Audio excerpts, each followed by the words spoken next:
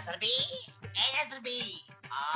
توی تمام شید بیا بریم تیزم سیتوره هفتر آوردن کو بیا بریم او خیلی دستم کم مردم ای خوش بخیزد تو بکرم تیز بیا سیتوره خون برفت تمام شید اگه قدیر همی دیوار پجوری که برای دیگه ساعت هفتی ساری میخیزد سقه ای عروبه ای سرد بمونه ای حوزی میو دیسکه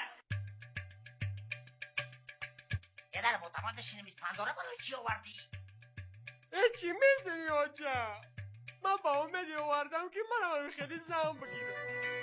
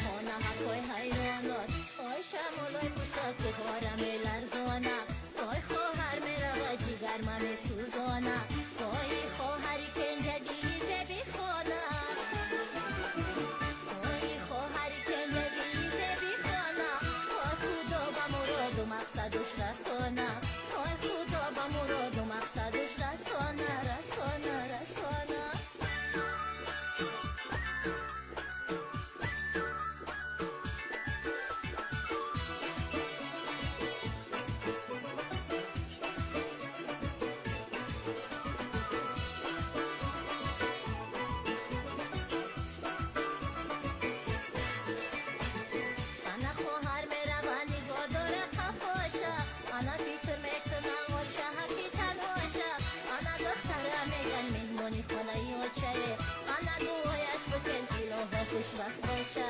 آنا دخترم میگن مهمونی خونه ای و چه